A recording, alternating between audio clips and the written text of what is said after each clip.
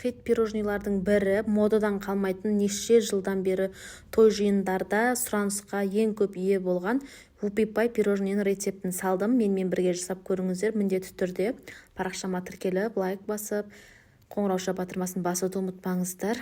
Бізге бірінші орында таразы керек болады.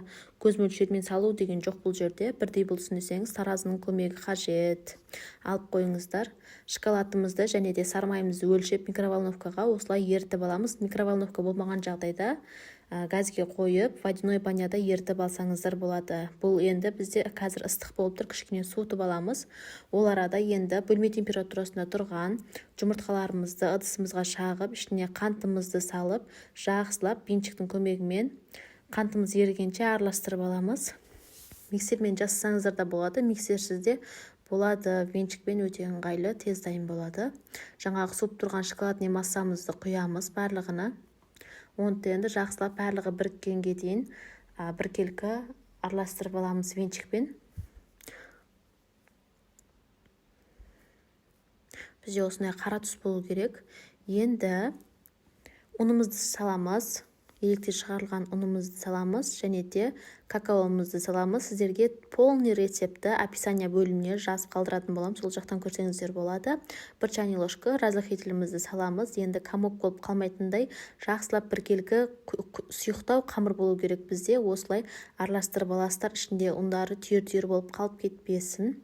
Міне дәл осындай болады. Біздің пирожныйымыздың қамыры көріп тұрғандарыңызды жақсылап араластырыңыздар. Осындай бізде біркелкі болу керек. Енді бізге осыны шұқырлау ыдысқа, банкіге немесе басқа затқа салып, жаңағы пакетигіміз, одноразовый пакеттер болады, соған салып аламыз мешокқа.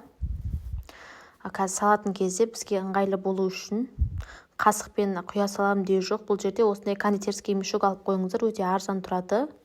Енді тура осылай пергамент қағазымыздың үстіне батырып тұрып осылай доп-домалақ қып сығасыздар. Сол кезде араларын алшақтау етіп сығыңыздар. Сол кезде қазір піскен кезде бізде ісінеді, көтеріледі, бір-біріне жабысып қалмау үшін. Мен жаңа бұның алдында красный бархат пирожныйын жасағанмын. Соның үстінен осылай жасап шықтым. Басқа пергамент қағазының үстіне жасаған жоқпын. Тағы да көріп қалыңыздар. Бізде осы рецептпен ровно 12 штук той пирожныйлар шығады. Вупи-пай пирожныйы, яғни 8 столға арналған пирожныйлар. 24 немен шығу керек? Пармен. Сонда бізде 12 штук вупи-пай пирожныйлары шығу қажет. Қараңыздар, пісіріп алдық 180 градуста 9-10 минутқа жетпей пісіп қалады. Байқаңыздар, күйіп кетпесін. Енді парларыны тауып, екеуін бірге жалғап қойамыз. Қазір енді крем дайындайтын боламыз. Біреу кіші, біреу үлкен болып қалмасы. Сондықтан бір-бірінің парларын осылай парлап қойыңыздар. Сонда сіздерге оңай болады. Енді таразымыздың үстіне ыдысымызды қойып, бірінші творожный сырымызды салып аламыз. Кремге бізде міндетті түрде творожный сыр мен сливки салқын болу керек. Кем дегенде 7-8 сағат бізде холодильникте тұрған болу қажет. Сол кезде кремдеріңіз іріп, шіріп кетпей, әдемі болып шығады. Қатты қою плотный масса болу үшін мұздай болу қажет бізде. Сахарный пудра мен творожный сыр екеуін жақсылап араластырып аламыз бірінші. Сосын тағы да таразыға қойып, сливкиімізді өлшеп құйып аламыз. Сливки жаңа айтқанымдай міндетті түрде салқын болу керек. Менде бұл жерде крем 2 пирожныйға арналған крем, сондықтан көп жасап жатырмын. Сіздерге 12 штук пирожныйға жететін кремді сіздерге описание бөліміне жазып қалдырамын. Менде қазір бұл жерде красный бархат пен вупи-пай пирожныйларына екеуіне бірдей етіп, көптеу етіп жасап жатырмын кремді. Описанияға тек қана 12 штукқа жететін кремнің рецептін жазып қалдыратын болам. Сол жақтан көрсеңіздер болады. Басында кішкене жай скороспен, сосын жақсылап араласқан соң осылай қатты скороспен, осылай плотный қою масса болғанға дейін бізде кремді осылай жасап аламыз миксерлеп. Ручной миксермен жасасаңыздар да болады. Просто ол кезде уже 10-15 минут уақытыңыз кетеді. Қолыңыз талып, осындай үлкен бір планетарный миксер алып қойсаңыздар өте ыңғайлы.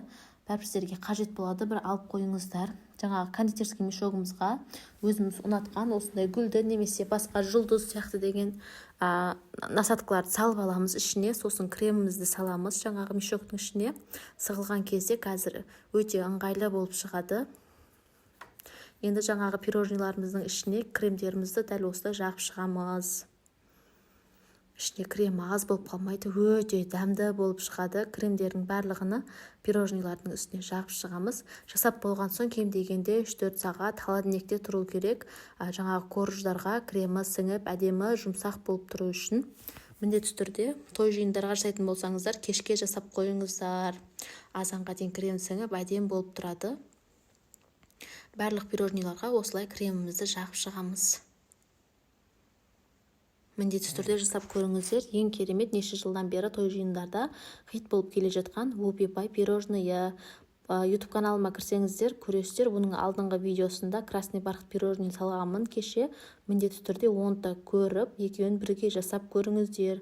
Жасалу жолы өте оңай, көп зат қажет етпейді. Зато сіздер өздеріңіз үйде отырып осылай пирожныйлар жасап, тойларға, жиындарда, туылған күндерге немесе өздеріңіздің отбасыларыңызға жасап беріп, қуантып, заказ қабылдасаңыздар ақша тауып отыратын күшті мүмкіндік бар. Міндетті түрде жасап көріңіздер. Осындай капсула қағаздар болады, кондитерский мешок. Кондитерский мешок, осындай қағаздардың бүкіл заттардың барлығын кондитерлік дүкендерден таба аласыздар, базардан. Осылай бетіне апельсинді кесіп қойып шықтым, сәндеп.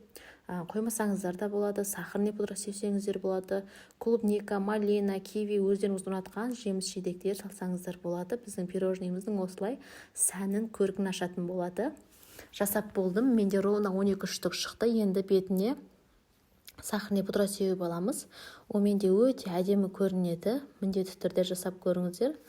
Парақшама тіркелмеген болсаңыздар, тіркеліп, лайк басып, комментария жазып, видео рецепттерім сіздерге ұнаса, қоңырауша батырмасын басып қойыңыздар. Келесі мен видео салған кезде сіздерге SMS болып баратын болады. Міндетті түрде жасап көріңіздер. Ең дәмді, ең жұмсақ, ауыздарыңызда еритін біздің той пирожныйларымыздың бірі Whoopie Pie. Өте дайын, жасалу жолы қарапайым.